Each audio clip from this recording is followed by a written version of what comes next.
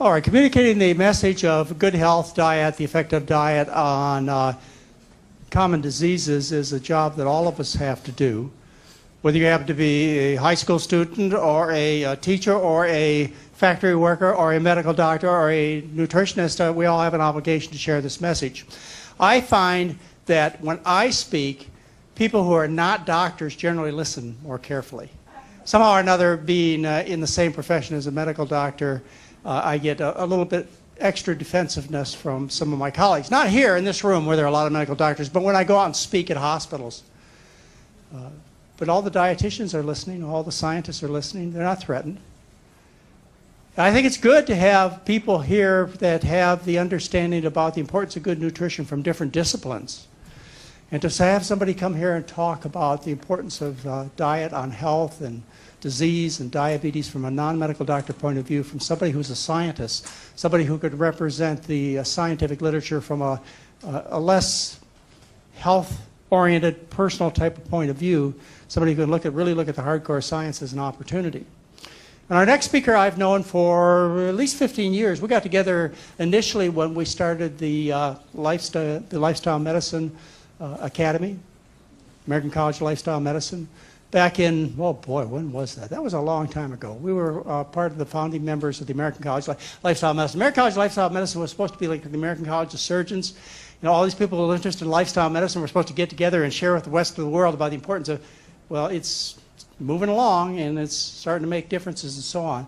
But our next guest, Dr. Wes Youngberg, and I were founding members of that, and we've kept in touch over the years, and he has become passionate from a scientific point of view about the treatment of diabetes. And his book, which we have many copies of for sale afterwards, is Goodbye Diabetes, is an excellent read. In fact, I think you'll find my name in it someplace here or there.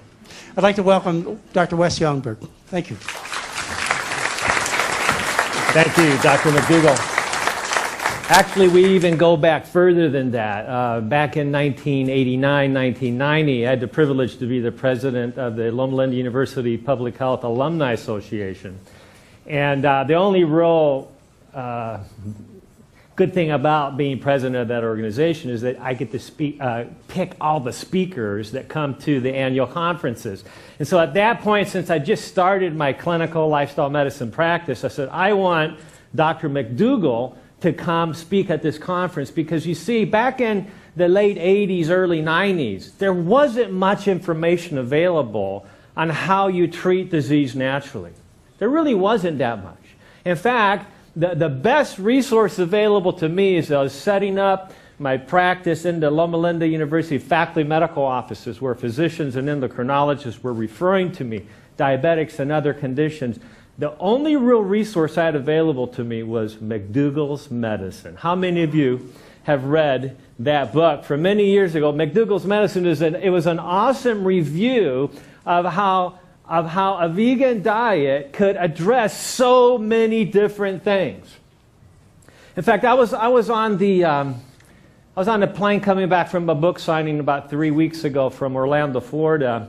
And a gentleman next to me, you know, everybody's interested in health. The gentleman next to me started engaging me, and he was reading a book on heart disease, and he started asking me, well, what do you do? So that's a great opportunity that we all have to be part of the solution, right? To just engage people. And so I told him what I did, and he says, well, okay, you know, can I look at your book? And so I said, sure. So I pulled it out of my briefcase, and I gave him my book. He started reading through it. After about 3 hours on the flight, he says, hey, now I don't have to buy your book because I read it already. But he says, your book is not titled properly. He says, I thought this was just going to be good for people with diabetes, but this is good for everybody. And see, and if you've been going to McDougall's programs, right? I see you nodding. If you've been going to these programs even just once, you know that this diet is the solution for almost all, chronic disease. It's the #1 solution.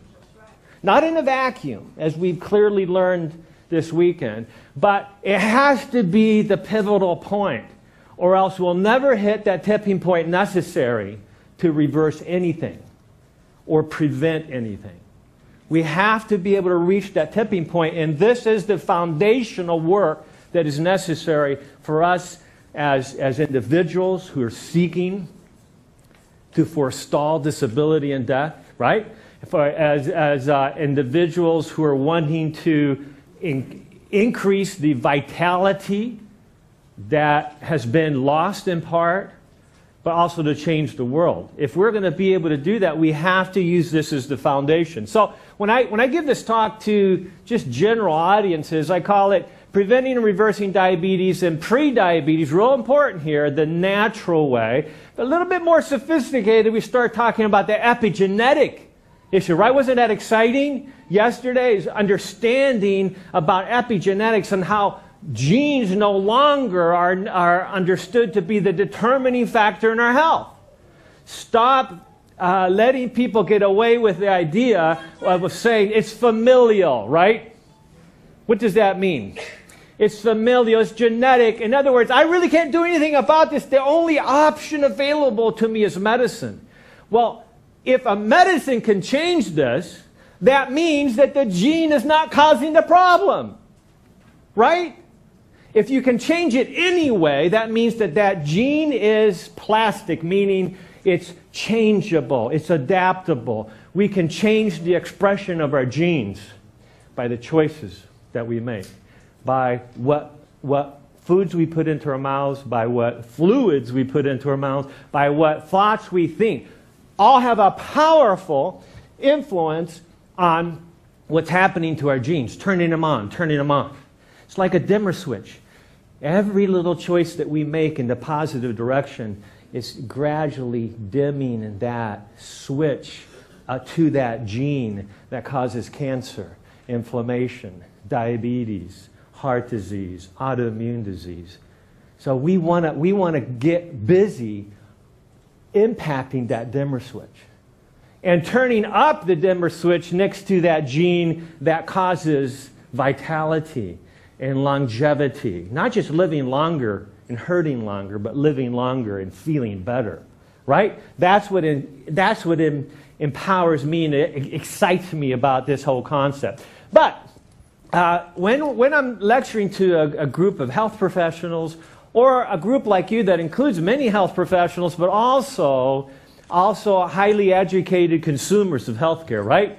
You're here because you're investing in your health. You want to really understand what works. So the lifestyle medicine approach. In fact, Dr. McDougall and I are both speaking in just over a month in D.C. at the annual American College of Lifestyle Medicine meetings, really focusing on how do we approach this lifestyle, nutritional medicine aspect? How do we encourage other health professionals to do the same thing? So I'm going to be focusing today on redefining, really, what does this field have to contribute to understanding of the definition of diabetes, our understanding of diabetes, detecting it early enough so that we can have more and more people be able to reverse it quickly. Okay, and then defying diabetes. Okay, we no longer should we be, well, you know, I have diabetes. Must be God's will. Yeah, I've heard so many people say that. It's crazy that we're blaming God for the problem we have. Okay, for the poor choices that we're making or the lack of understanding relative to how powerful we are in the choices that we make. And then finally, defeating diabetes and pre-diabetes. Okay, but really, as I already pointed out, this is more than just diabetes. If you get this right, okay, if you are if you're between 20 and 39, 1 out of 2 of you have at least pre-diabetes or diabetes. Did you catch that? If you're between, if you're between 20 and 39, it's 1 out of 5 of you. If you're between 12 and 19, it's 16% already have prediabetes. And these are conservative figures. These are from the studies that have been done, NIH and other organizations. If you're between 40 and 59, 1 out of 2 of you already have at least prediabetes. I shouldn't be saying you, because I know you are the outliers, right? You are the ones that are reversing this if you're applying what you know. And if you're between if you're between 60 and 74, 2 out of 3 within the U.S. population already have at least prediabetes. 75 and over, 3 out of 4, 75% of Americans over 75 already have at least prediabetes, and a full third of them are diabetics. Okay, so, but the real issue here isn't lowering blood sugars. Sounds kind of strange from somebody who's talking about reversing diabetes.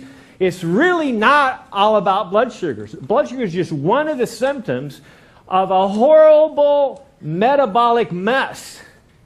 And so if I was smiling Friday as I listened to Dr. McDougall give his talk talking about diabetes, I was just smiling and I was beaming because he set this talk up perfectly, because he said, if you focus on blood sugars alone and follow the path of least resistance where you just say, well, if I can lower my blood sugars so effectively with just a pill or even insulin, then insulin is a lot easier than changing your diet, right? It's been said that changing your diet is harder than changing somebody's religion.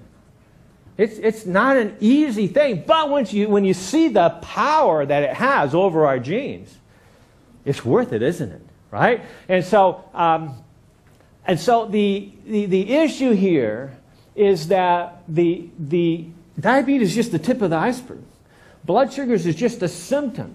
If you lower your blood sugars with a medicine, that looks good on paper, but what have you just done to your death rate? Your risk of dying prematurely. All the studies agree on this, right? 250% increased risk of dying prematurely. I remember I was talking to an endocrinologist 20 years ago, because this is not new data. This is the way it's always been in the medical literature. It's always been documented right there in the medical journals. So I asked an endocrinologist, a good friend of mine, who ran a very large diabetes center. I said, what about this? And he got kind of thoughtful. He said, well, there was quite a few editorials after those studies came out. And those writing the editorials really criticized that it just couldn't be that way. It just can't be true. Show me a study that says it's not true. It's not out there, right? And so we need to be willing to listen to the facts and then allow the facts to direct the choices that we make. So the real issues with diabetes is not blood sugars. It's the fact that the metabolic mess is dramatically increasing the risk of heart attack, strokes, erectile dysfunction, atherosclerotic conditions, hypertension, autoimmune disease, you name it. Just whatever you want to list to that. Headaches, all kinds of problems. So we need to address the underlying cause of the diabetes, not just the blood sugars. I'm not against aggressive management of blood sugars. It just has to be done the right way, or else you'll actually get worse, right? That's the challenge. So what motivates me?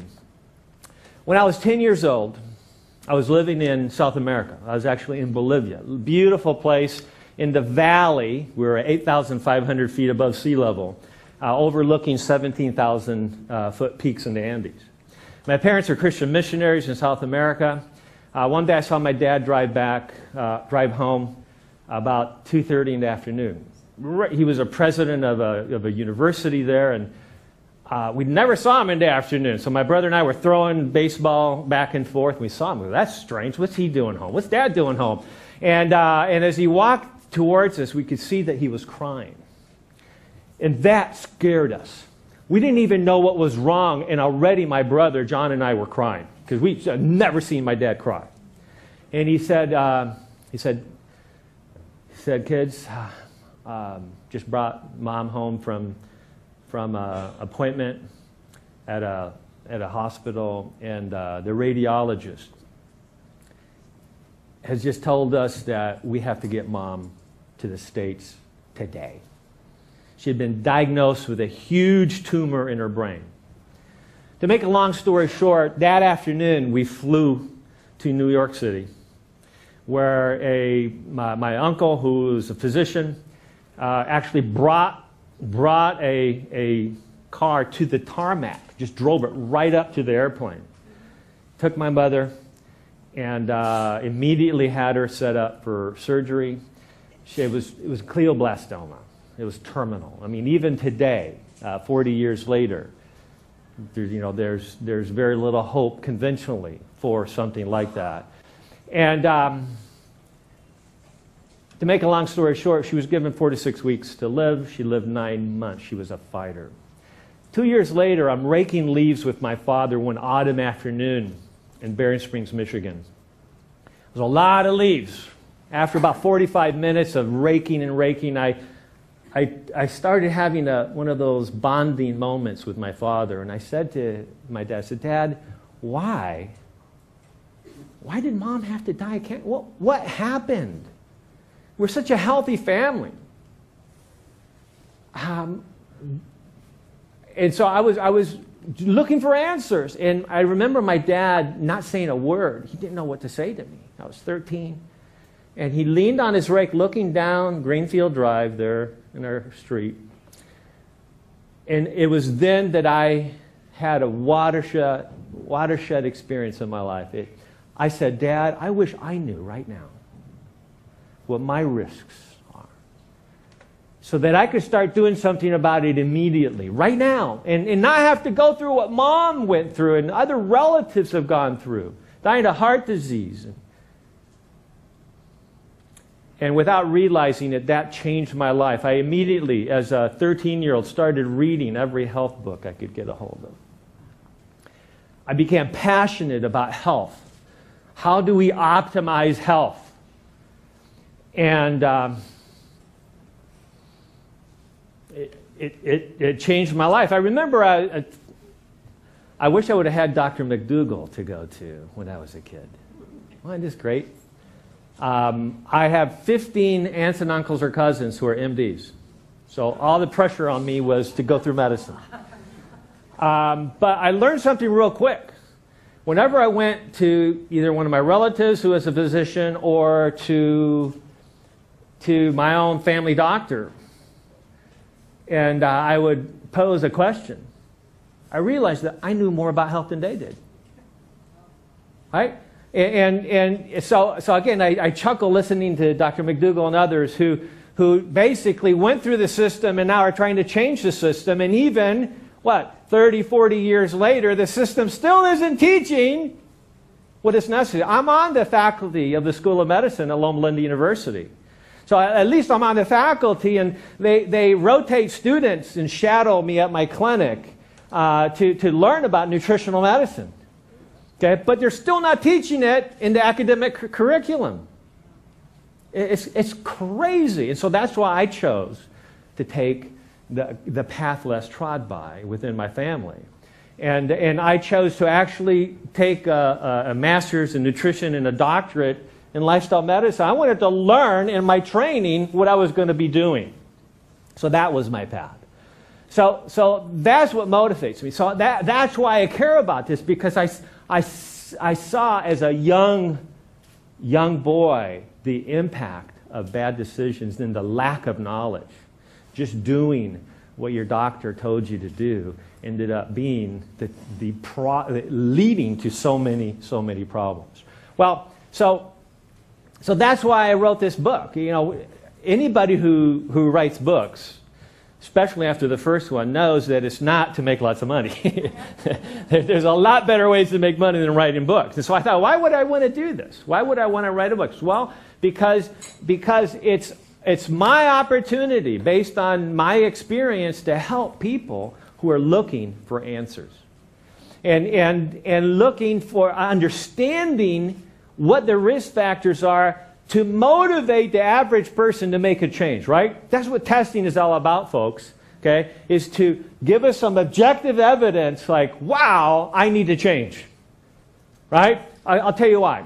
In 1984, there was a national change in health policy where now cholesterol was considered to be a health problem. Prior to 1984, the average physician, when they looked at the lab ranges for total cholesterol, the normal cholesterols went from 130 to 320. You can look it up in any old paper chart, because I used to do a full lab reviews on every patient, and I'd go through the thick paper charts, and you could see all the labs prior to 1984, they all said normal cholesterol is 130 to 320. So if you had a cholesterol of 315, like I heard one lady say Friday night, that's normal. And guess what? It is normal statistically.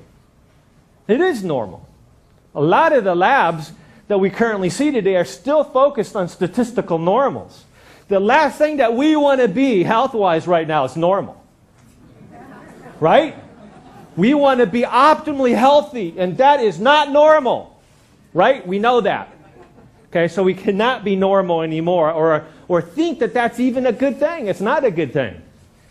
And so in 1984, I was actually doing a talk as a student on this revolutionary, new, groundbreaking information where Drs. Brown and Goldstein won the Nobel Prize for Medicine because they established the mechanism by which cholesterol leads to inflammatory changes in the artery wall and atherosclerotic plaque. Wow, that was like nobody had heard about this before. 90% of physicians before that time thought this whole idea of cholesterol was stupid. There's nothing to it. Well, that's changed now, right? So I decided that I was going to get my cholesterol checked because, see, I'd been a vegetarian all my life.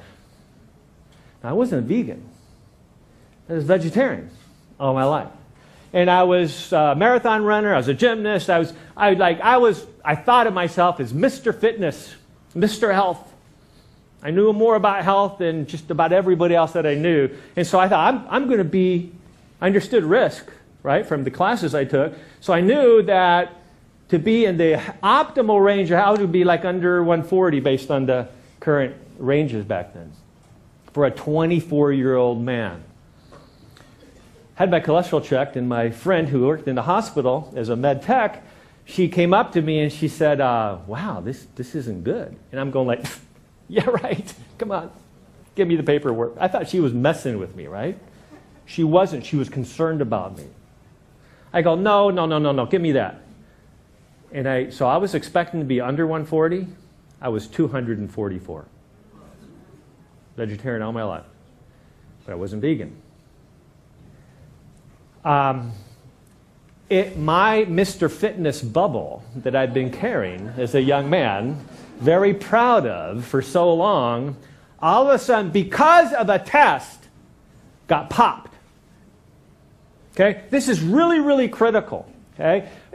We have to go beyond the conceptual to change lives. We have to show them out of their own blood, out of their own risk factors, that if they don't change, they're going to continue on a path that will lead to premature disability and death and a lot of misery, a lot of unnecessary cost. That's the value of testing. But we have to apply the testing properly. We can't use statistical ranges. We have to use optimal ranges. We can't use a Band-Aids to treat lab values that are abnormal because the Band-Aids don't address the original cause of the problem. They just make you think you're better when in fact you're worse because of your approach. So I'm a big advocate of appropriate testing, which requires an appropriate approach of intervention. Okay, so in 1986, as a student at Loma Linda University, I went to a lecture by Dr. James Anderson. You heard Dr. McDougall talking about him already. An eminent endocrinologist, top of his field, published hundreds and hundreds of studies on diabetes and nutritional metabolism at the University of Kentucky in Lexington. He was top of his field. The problem was that very few people were listening. He had such a huge impact on writing and publishing in the top medical journals in the country and the world. And yet, where's the public policy that matches, that's congruent with what he did back in the 70s? But I got to hear him as a student in my professional training. And when I saw what he was doing, reversing diabetes in a hospital, people laying in a bed all day going on a starch-based, high-fiber diet, reversing their need for insulin and oral hypoglycemic medication, I was hooked. I said, why isn't this being taught everywhere? How come it takes a visiting professor to talk about this, to encourage people to actually do what works, what is addressing the cause of disease? And so he was one of the giants that where I was a springboard, a stepping stone for me, and Dr. McDougall and others like him. So let's just jump right into it. The book is divided into 4 sections. Let's really understand diabetes and its underlying issues. It's not just a blood sugar issue. Okay? You can't just take a medicine and resolve diabetes and the risk associated with it. Why? Because taking the medicine makes it worse. Okay? Debunking diabetes. Y'all, you're going to have this for the rest of your life. Okay? If you take medications as your main approach to treating diabetes, you absolutely will have diabetes for the rest of your life, because it'll become a growing cycle of increased resistance to insulin the entire time. You have to treat the cause or else you'll never get better. Detecting diabetes through appropriate and optimal testing. And the 4th part, and the main part of the book, is defeating. What do we do? How do we do this effectively? How do we take advantage of the things that we're learning in this conference and apply it at home most effectively? Okay, so let's basically, I'm really stressed when I get an hour to give a talk because I do a 12-week, 90-minute per week seminar series on diabetes for my patients. So you know, that's, what is that, 18 hours of discussion and lecturing, and so I got to jump into this. But every single session that I do, I always start with this. What is diabetes? Diabetes is simply having a sugar level so high and for so long that they eventually cause significant health complications if not corrected. Now, it's not a complete definition, as I've already pointed out, but it's what sets the stage for us to be able to say that it's absolutely reversible. Because once your sugars no longer meet the definition of diabetes or prediabetes, guess what? You don't have it anymore. And you can't let anybody tell you that you do. Okay? And I'll expand on that in a little bit. So, the diabedemic is huge, that typically we say 8.3% of Americans have it. Okay? But if they do the right tests, if we just simply added the glucose tolerance test, which is after a sugar drink, you check your blood sugars, on an insulin-resistant state. If you take a sugar drink and your sugars go up above 140 at 2 hours, that's prediabetes. If it goes above 200 or higher at 2 hours, that's diabetes, and that's by far the most sensitive test. A full third of Americans today who have diabetes don't know it, even if they've had the standard medical test done every year. Why? Because a fasting blood glucose will not catch diabetes or prediabetes in the majority of patients.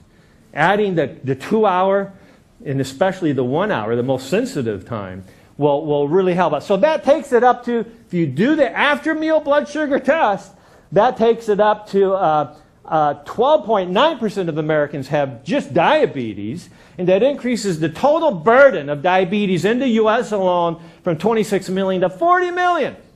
Okay? And then another 79 million have pre-diabetes. All right, so 1980, less than 2.5% of Americans had diabetes. Fast forward to nowadays, we're looking at 13% or more, and those are conservative figures. So what's changed? Well, we've been learning this weekend what's been changing on that. Why? The complications of heart disease, ulcers that lead to amputations, circulation problems, kidney failure, dialysis need, and retinopathy, retinal detachment, and so forth. By the way, one of the great values of getting off meats completely, including fish, is that if you have any genetic tendency to hemochromatosis or a gradual buildup of iron in your blood, which is not that uncommon, if you have any tendency to that,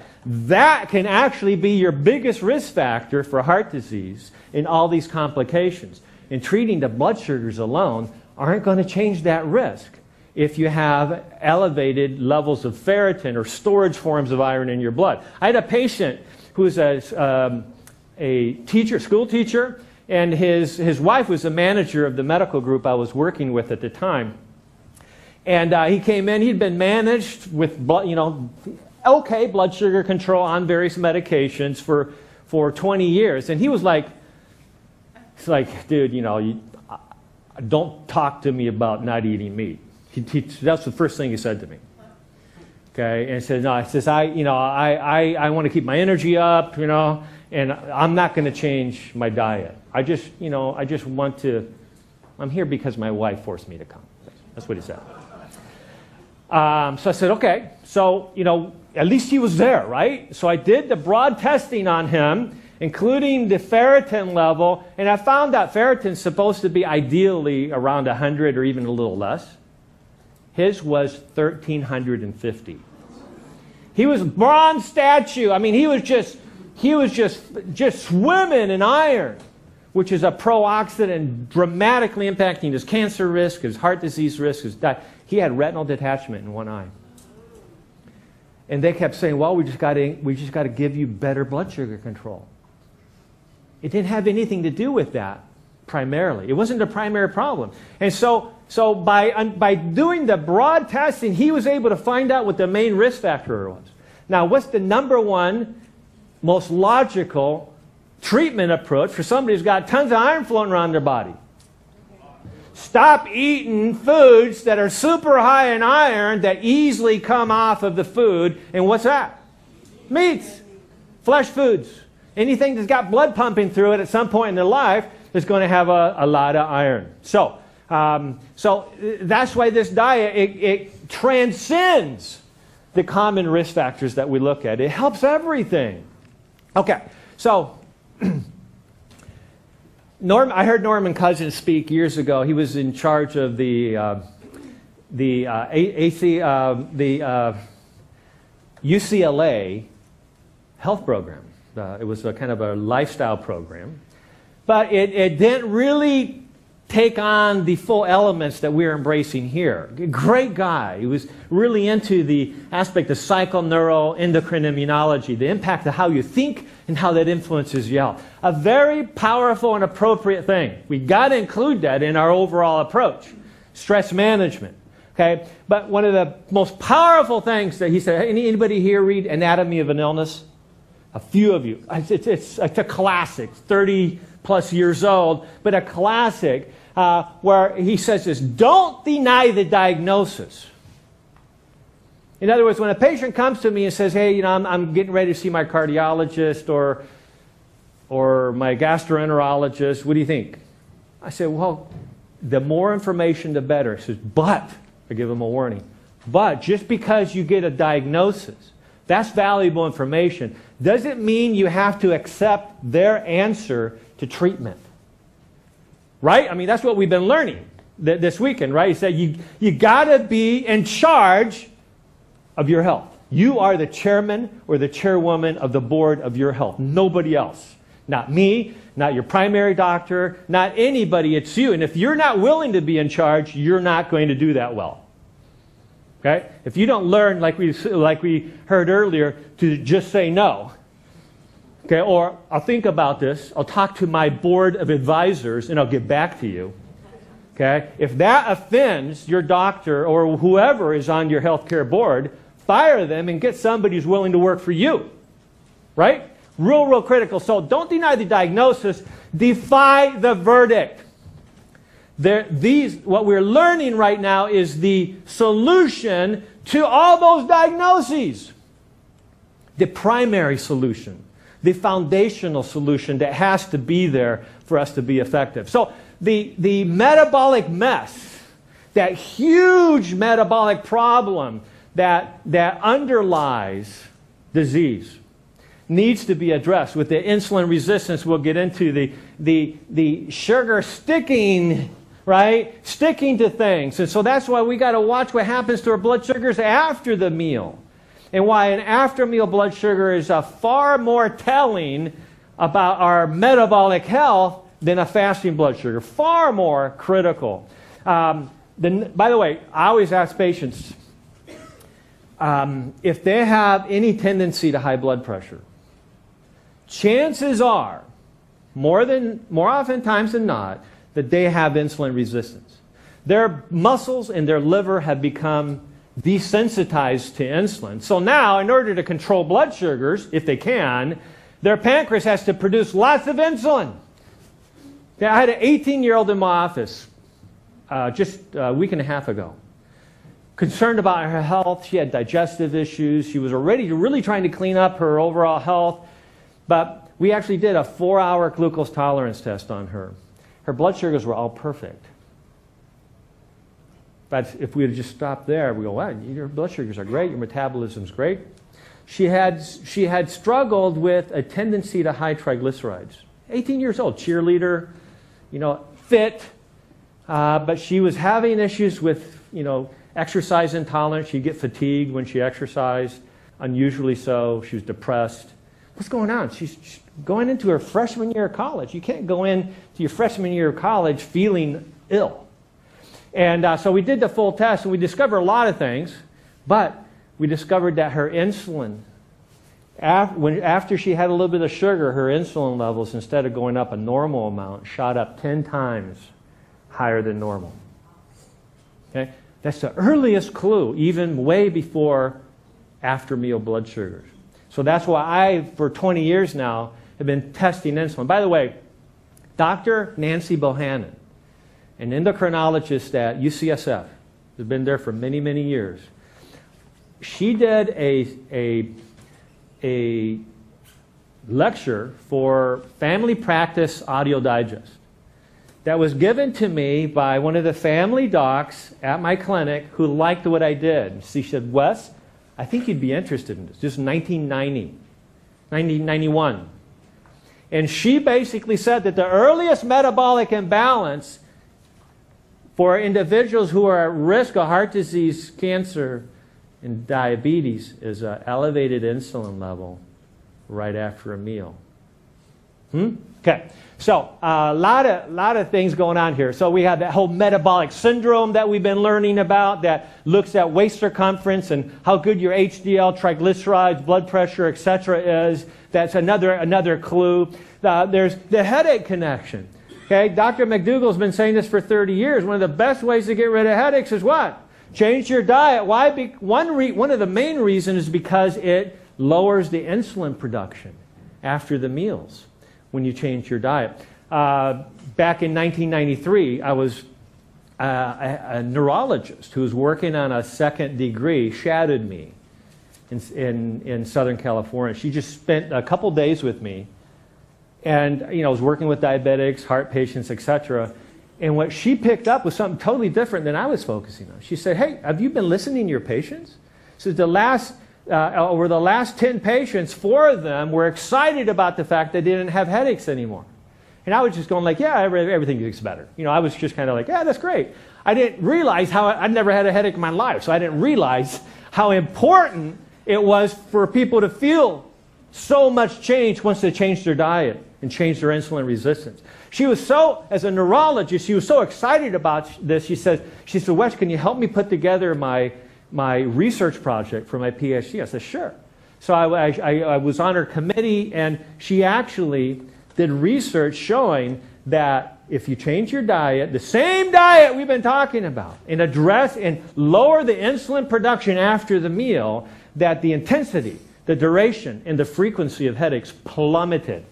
She published it in Medical Hypothesis 20 years ago. Amazing. Now she's a professor at UC Irvine.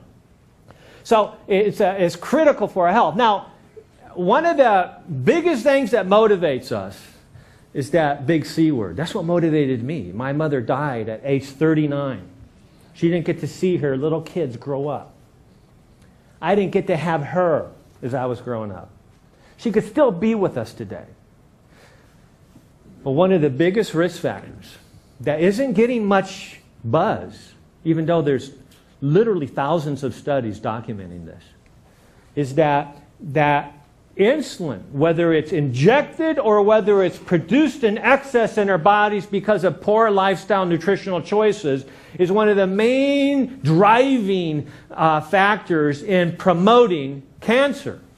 Now, just in January of this year, the journal Diabetes Care, which is the big journal, medical journal for diabetes management in the world, came out with a study, a huge study, a study you can't argue with, a huge study that supported what we've already known for 40 years. 25 years ago, I did a Medscape search on the relationship between insulin production in the body and breast cancer. I stopped looking after 700 studies. I go, okay, I get it. It just never ends. There's so many studies showing the connection between a lifestyle that causes your pancreas to have to produce extra insulin in order to control blood sugars. So here, the point is, don't just control your blood sugars.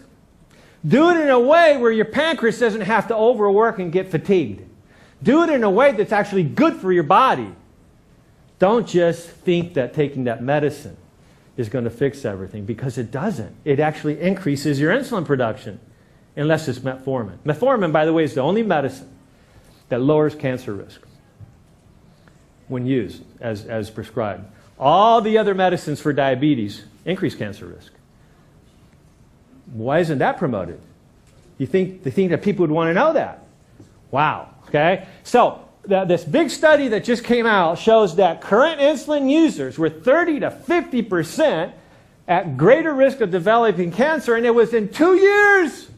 And so the diabetologists, I have many friends who are diabetologists, they were up in arms and said, this is crazy, you can't get cancer in 2 years. They're missing the point. They're totally missing the point. Says that we all from time to time, especially if you're on the standard American diet, have little cancers growing in us. Well, if the immune system is robust enough, if we're doing something right, then the body should be able to kill that off and get rid of it. But not if we're swimming in insulin and other unhealthy chemicals from our diet. If we're producing lots of insulin, what's an anabolic hormone that's going to drive all the data. Just look at the research. All the data shows this. It gets very little play. In fact, I've never seen this discussed in the media. Has anybody seen it discussed in the media? I have never seen this discussed, and yet it's all over the medical literature. And so the study was profound. Men were 60% more likely to develop cancer if they had had diabetes for 15 years using insulin. Okay, women 80% more likely. Women were twice as likely to develop breast and reproductive cancers. Okay, is this a good reason to share this information with your neighbor, with your coworker, with your family member? So we're talking about cancer here. Men were 3 times. I mean, when you read a study that says 20% increased risk of cancer if you do this, you pay attention. We're talking about 300% here. Okay? More likely to develop colon cancer. Breast, prostate, and colon cancer are the big 3 that relate to the metabolic syndrome. And if we focus on treating diabetes or pre-diabetes now with just medication, we're potentially setting ourselves up for serious increased risk of cancer. Men were 60% more likely to develop skin cancer. I thought that was caused by being in the sun, Dr. McDougall. Right?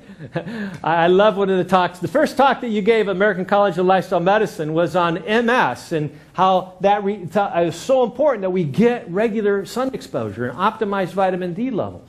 Yeah, we got to look at the big picture here. And so sun exposure? No. If you want to stop skin cancer, get your metabolism under control. Yeah, make good decisions about how much sun you get, but you're far more likely to make a mistake to get inadequate sun than to get too much sun. Did you know that? So women were 120% more likely to get skin cancer. We're talking about melanoma.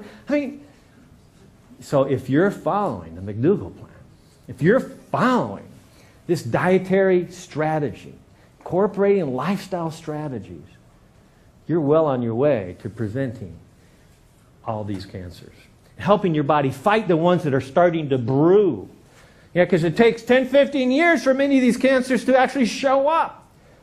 So let's defy this. Let's defeat it. Let's get rid of these little cancers that are growing in our bodies by making choices that deal with the cause of the problem.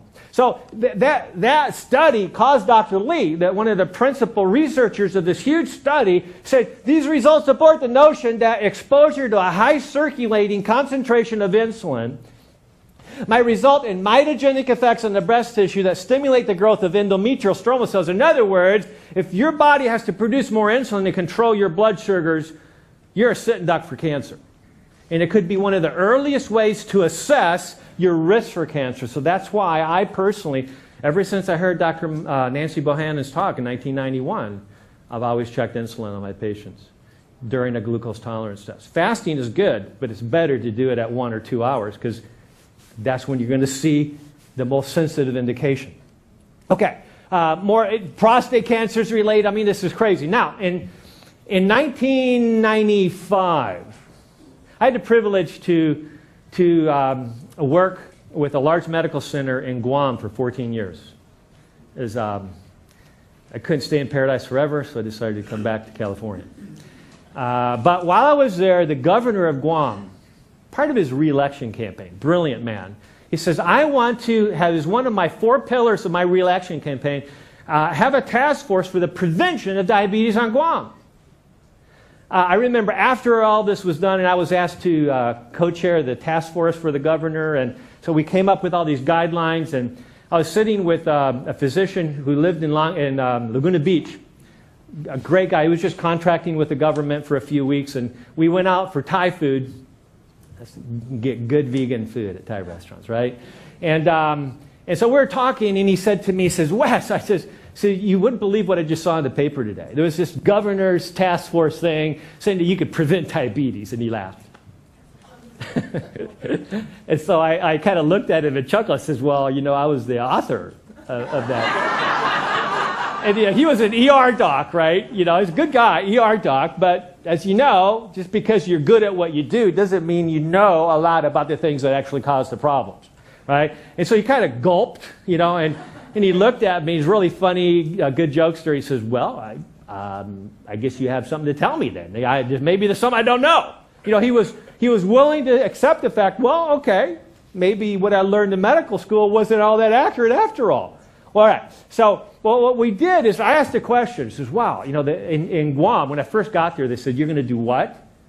You're going to actually talk to people in Guam about their diet, you know, where spam is king, literally. Okay, where you know they you know vegetables are, well, you know, at that point they didn't even know what vegetables were.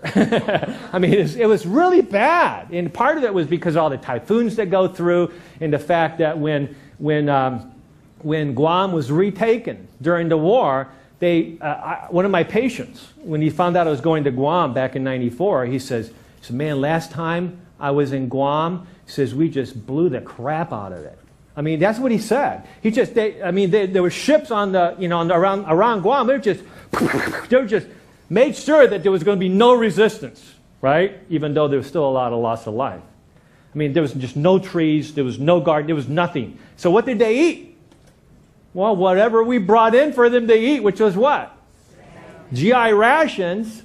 Boy, that was healthy. That was a great decision to export health and improve vitality to the Pacific, right? So they said, they're not going to listen to you. You know, never accept that, because they will listen. Because if you're logical, if they see your compassion, if they see that what you have is right, and then they look at you and they go, wow, look how this transformed you, I want that for myself. Never let people dissuade you about that. Well, over my 14 years there, I was able to make a huge impact on the island. But one of the biggest impacts was how it impacted other medical doctors and health professionals. And so how can you prevent a condition anywhere when the diagnostic criteria don't even allow you to catch the problem before there's complications, right? And so that's why we came up with the 5 stages of high blood sugars that precede diabetes, right? If you don't have somebody telling you, hey, you know, you're on the wrong path, okay, then you're going to be going over the cliff with the rest of everybody else when the diagnosis occurs, right? So you have to understand you're on the path to the cliff that's going to lead to falling under rocks in the ocean floor, right? So we need to provide good preventive guidelines. And so these are the stages that are outlined in detail in the book. And I don't have a lot of time left, so I'm going to just jump through this. So understand that we can catch this far earlier and pay attention to this. Okay, so there's various tests. It's important to understand, as I pointed out, that the pancreas can control blood sugars for decades, but in a way that places us at risk the entire time. So don't just rely on normal blood sugar levels. Focus on what's optimal and evaluate that properly. One of the things I'd like to do at health fairs is tell people, go and have your favorite soda or candies, and just come back in 45 minutes. We'll check your sugar then. I call it the Pepsi Jelly Bean Challenge. Why? Because for pregnant women, I ran a gestational diabetes clinic for 7 years. Pregnant women who develop diabetes, okay, we want to catch that early, right? Okay, a lot of women can't handle that sugar drink, so we just give them jelly beans. It's all research. As long as you give them enough sugar to standardize the test. So the Pepsi Jelly Bean Challenge, just a term I came up with. So when you eat those type of foods, it's what causes blood sugars to go up, but the problem is the insulin that comes afterwards. Okay, all kinds of different tests that will... So debunking diabetes. Is there a cure for type 2 diabetes? Wrong audience to ask it was. Right audience to ask the question. Okay, you know the answer to this, but if you go to the prevailing medical paradigm, we see American Diabetes Association, there is no cure for diabetes. Wow, that's really helpful, isn't it? In other words, don't even try. Just take this medicine. It might cause you to die earlier, but at least your blood sugars would be better. You know, this is dangerous, Dr. McDougall, for me to be at your program, because for some reason I'm saying things that I would not normally say in that way. So you're a very dangerous person to be with. Can you cut that section out of the tape, please?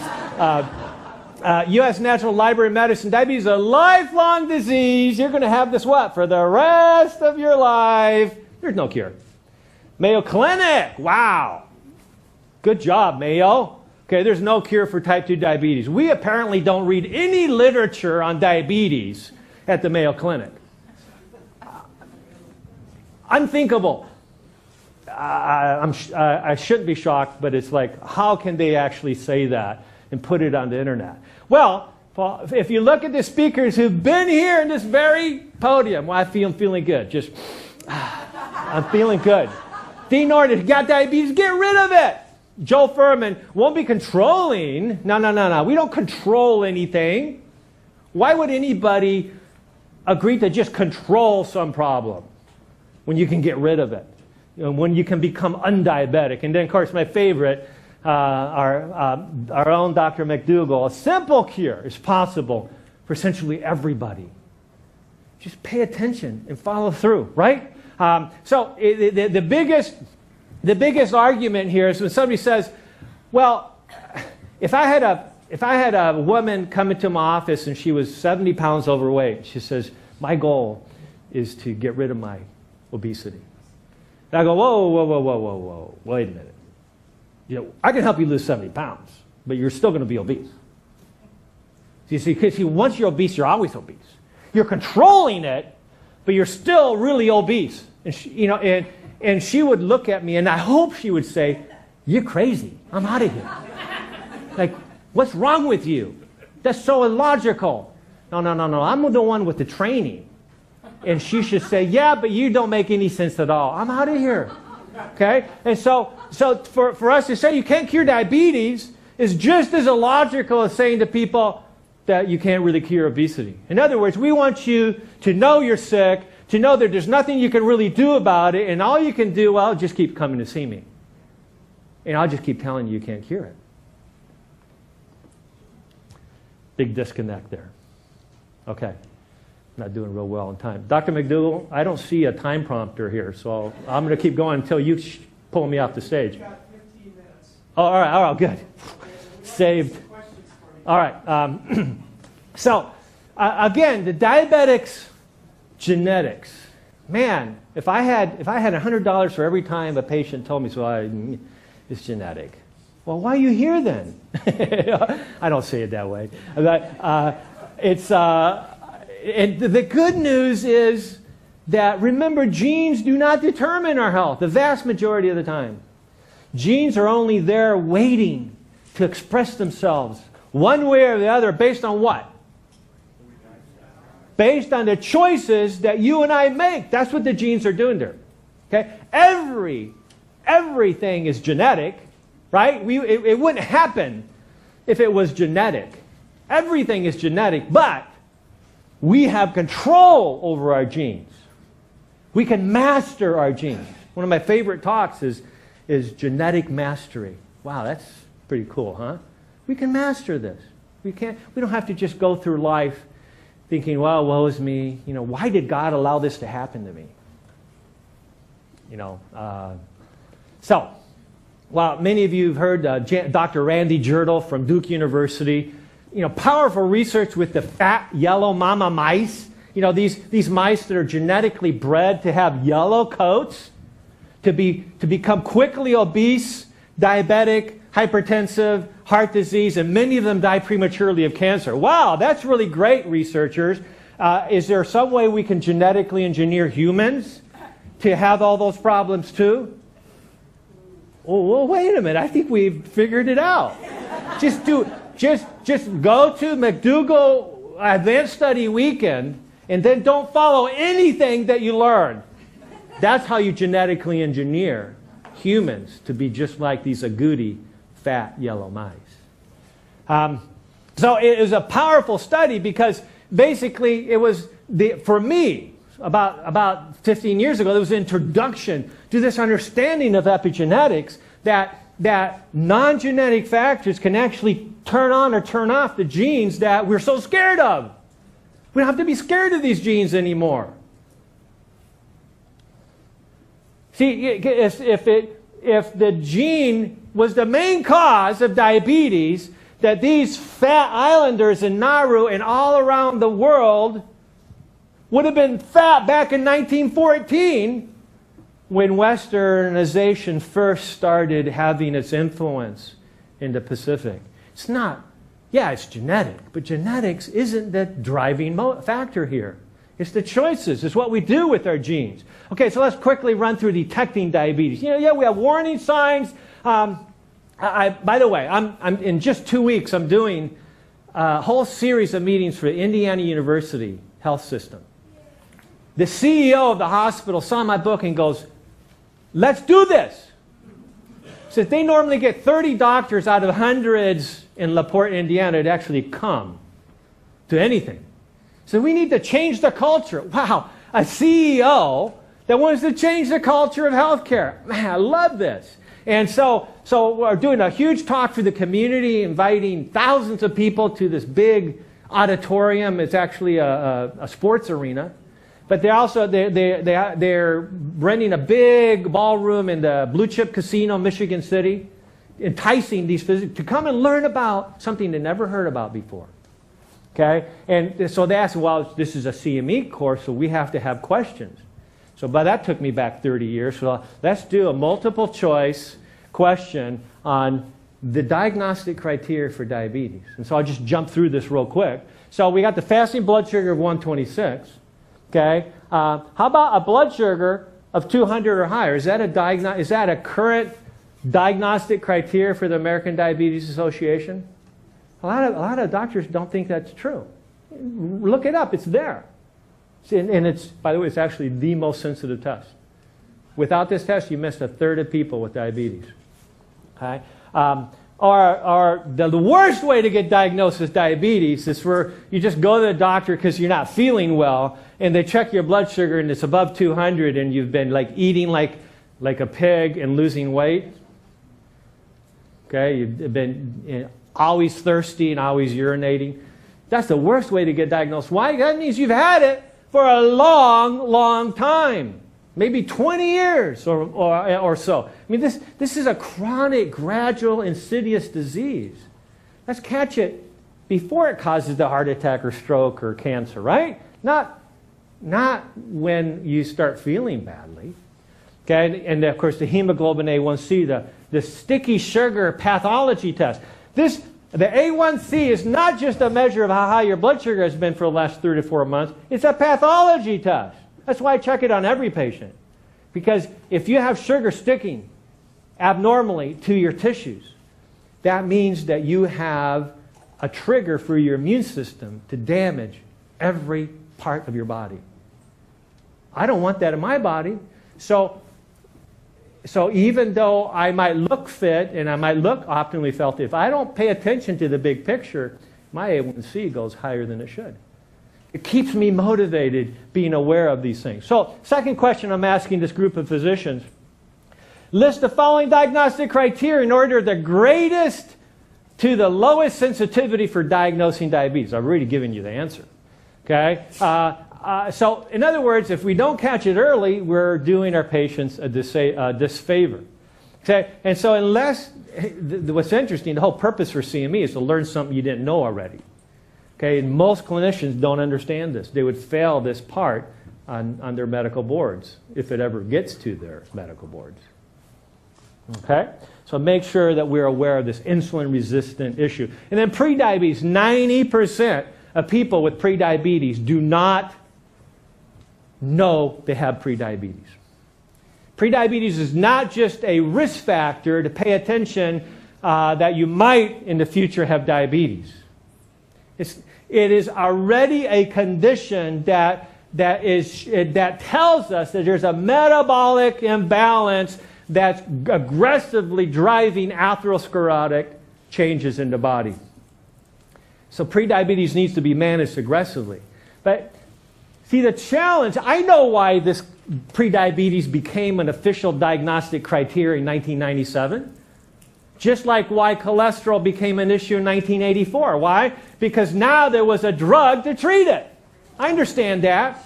But that's not a reason to give up on this concept of early detection. Okay? We need to use that information and apply lifestyle nutritional medicine strategies to it. I love this when they say this. In 2004, 9 years ago, I was asked by a president of a regional medical society to give a talk. And I said, well, what do you want me to talk about? He said, Wes, I'd love for you to talk about reversing diabetes with nutrition. I went, wait a minute, they were going to invite, there was 500 physicians and other health professionals coming to this conference from all over the Pacific, the whole, Pacific Rim. And the Ring of Fire. I mean, all over the Pacific. And so I go, you sure?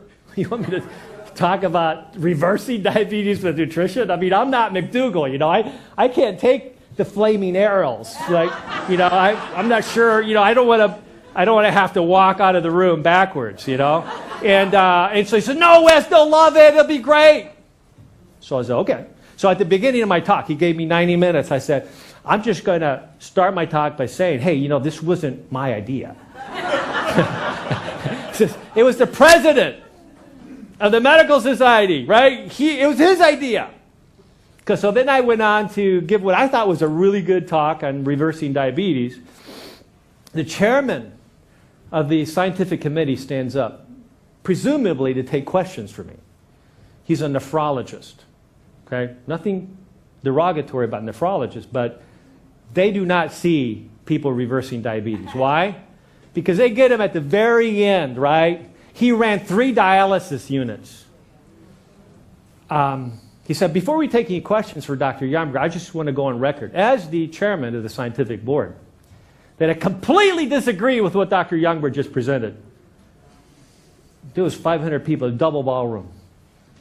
I'm looking at them, I'm looking at him. They're like looking at me, looking at him. You could have heard a pin drop. And so I'm praying. I said, "Whoa, how do I handle this?" Right? I know how McDougall would have handled it. But, I'm not there yet.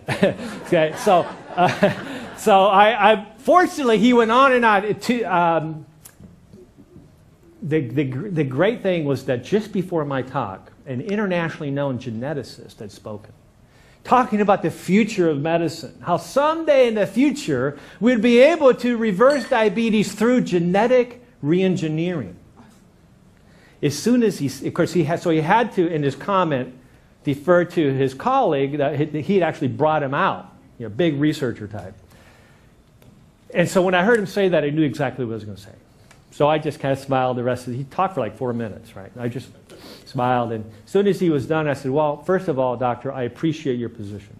Because we were all taught just like that. We were all taught that this is you can't reverse this, you can't cure this. He says, "But we need to make sure that that's true and that supports, it's congruent with the current medical literature, because what? If it's not, we are stealing hope from our patients."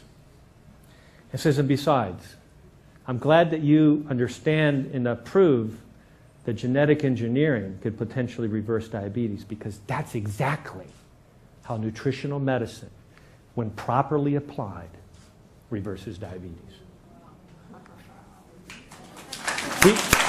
And fortunately, that was the end of the debate. He just kind of looked at me in the audience like, yeah. And so, but 2 days later, this is real important. 2 days later, remember this is October 2004. I'm driving to work. Now, he has a dialysis unit right across the hall from our lifestyle medicine clinic.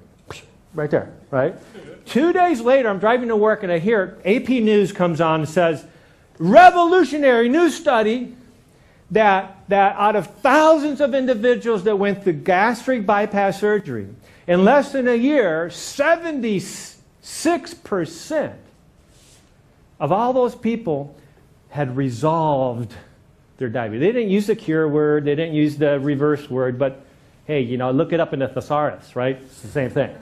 Okay? And so it was in the Journal of the American Medical Association. Now, every time I give this talk, I have one or two people say, "Well, so you're supporting gastric bypass surgery?" I go like, so I always explain, it says, what I love about these studies that come out, whether they're using drugs or surgery or whatever, if a drug can cure something, that means lifestyle and diet can do it too. Because it's changing the way the genes work. It's just proof that it is reversible. We can change it. And so would you rather reverse a condition naturally than to go through a potentially life-threatening procedure? I've had friends die of they waste away. They just waste away and die. Yeah, they reverse their diabetes, but don't let the cure for diabetes be worse than the disease. So my time is up, and I have another hour to go. So let me just run through these real quick. So defeating diabetes, we have to. There's great case studies, and half the book is on this topic. But it's what do we do about it? We have to think good thoughts. We have to focus on first-class foods. What are first-class foods? Whole, plant-based foods, period. Those are first-class foods. They have to be the basis of what we do. We have to optimize digestion. I'm so proud that Dr. McDougall had a whole book on digestion. I think that's one of the major issues in today's healthcare crisis is poor digestion. We've got to fix those things. And the best way to start is with the right diet. Okay, get a move on. Here's a quick tip. For every minute that you walk or do similar activity immediately after finishing a meal, if you have diabetes, you can lower your blood sugars from 1 to 3 points on top of what you're doing with the diet. Okay? So why is it important to do it immediately after the meal? Because that's when your blood sugar starts to spike, driving the insulin up. And if you can blunt that, you've fixed the problem. Okay? So light activity right after the meal is the most powerful form of exercise. Okay, weight isn't the whole issue. You can reverse diabetes without losing a pound, but the weight will come off. Be patient. Okay, sleep is critical. Insulin resistance you can become more diabetic in a day from not sleeping properly. Okay, there's tons of research on this and epigenetic information on that. Stay well hydrated, soak up the sun appropriately. First-line therapy is diet and lifestyle, period. That should be the majority of the approach. Fight hidden culprits, reach out for help. Don't forget that if you have been unable to forgive yourself or to somebody else, that can actually prevent you from curing anything all by itself. Okay, a lot of information on that. And then, so when it comes to your health, you're the chairman of the board. Act like it. And then finally, Dr. McDougall says, goodbye diabetes should be required reading for all physicians, dietitians, and others caring for people with both types of diabetes. Following Dr. Youngworth's advice will cure type 2 diabetes, and patients will be able to stop their medications. Type 1 diabetes will live better with fewer complications and on much less insulin. So thank you for indulging me for a few extra minutes. Right. God bless. Thank you, Dr. McDougall. And, thank you so much. And believe me, we could listen to you for another hour or two, too. Let's just take a couple of questions. That means we'll have a little shorter break, but I know there are a lot of people. You could just give them some brief answers. Hi, I'm not sure quite how to ask this question, but I've got an older brother who's about to turn 40, and he's compromised some things like his liver because of an addiction to alcohol, and he's got a compromised pancreas, and he was recently diagnosed with diabetes. Now he's almost 40 and getting, bifocals. So for somebody that's caused some damage to their body because of that type of thing, could they reverse their diabetes or? Yeah, absolutely is the answer, before I fall off the stage. I asked a question to the chief hepatologist, liver specialist at Loma Linda years ago. It says, what's the number one thing we can do for people who have liver problems? And he just says, lose 10 pounds weight. I mean, it's just so amazing. But the benefit occurs before the weight loss as long as you're doing what is necessary to get the weight loss. So if you change the diet, that day the liver is working better. And never let somebody tell you that your body can't regenerate. Even your brain can regenerate now, we understand. Liver regenerates, kidneys regenerate. Just stop damaging them and allowing the body to heal. So absolutely, there's hope. Yes? Thanks for your wonderful discussion. Just a couple of questions. Do you feel that the glucose tolerance test is a better test than the A1C for diagnosing diabetes? I was so excited when the A1C was officially in 2010 placed as a diagnostic tool for diabetes and prediabetes.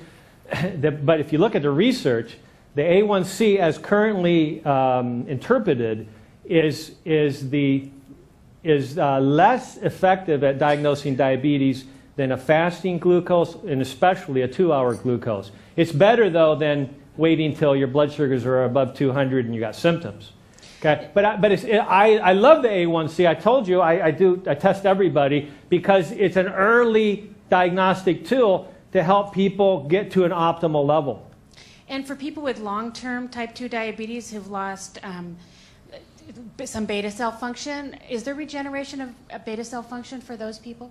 Well, if you haven't had complete loss, the answer is yes.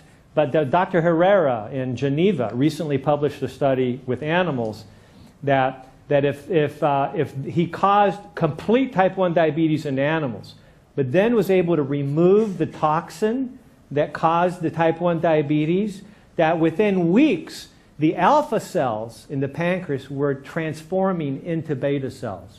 So the number one issue here is stop damaging your body with the foods that have toxic influences, and that gives your body the best chance to even regenerate beta cells to a degree. On one of your final slides, you indicated that exercising early in the morning is better or leads to better results than exercising late in the day. Could you add a few comments to that? Well, first of all, the important thing about exercise, make sure that we gotta do it at some point. My personal experience is that when we get enough sleep at night, then we can have the energy to get up in the morning and start the day powerfully with exercise. Okay, so I think the number one health behavior to be successful, get enough sleep, because that's what energizes us, it restores us. So now we can make good decisions about what we eat, what we drink, what we do. But for somebody with diabetes or insulin resistance of any kind, which is basically most people, the best time to be active is immediately after meals. I'm not talking about get sweaty exercise. I'm talking about just walking. Just be active for at least 10 minutes. I had a patient reverse diabetes. Hemoglobin A1C was 14.7. 7 weeks later, it was 6.6. Still technically diabetic. 14.7 to 6.6. And what she did is she walked 30 minutes after every meal and completely changed her diet to a vegan diet. And the combination of all that and the other strategies, without any medicine ever, completely reversed her condition. She's completely doing well now. Yes?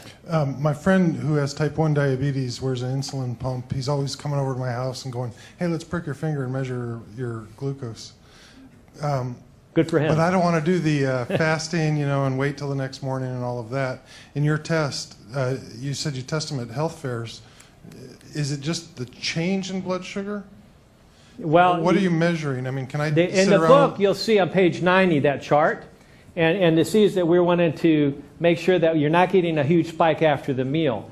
And so that's why I check it 1 hour after a sugar load of some kind or an unhealthy meal of any kind, and you'll see that spread. Just the difference? Well, total and the difference. Yeah, you want the fasting to be between 70 and 85 ideally. This is non-diabetic, just somebody that wants to be optimal. And the 1 hour should ideally be under 120. But for a diabetic, just do the best that you can. So if you've had diabetes for a while, you're seeing lots of damage already, and you're on all the medications and all, and your family's resistant, and you decide, I'm going to make this commitment, how quickly you could prove to your family that, yes, being on a vegan diet and eating the right way could make a difference? How fast could you see results? Well, if you don't immediately, Dr. McDougall can answer this better than me, if you don't immediately start decreasing the medication, even on day one, when you do this program, if you just stop worrying about the baby steps and just get into it and do it all, if you don't immediately start decreasing your medicine, very closely working with your doctor or somebody that knows what they're talking about, you're going to be in trouble. You're going to end up in the ER. So the proof is immediate. Yes. What a great delivery. Your enthusiasm is phenomenal. Thank you. Because of you. All right. All right, we're going to take a 5-minute break, and please try and be back in about 5 minutes. Great job. Thank you.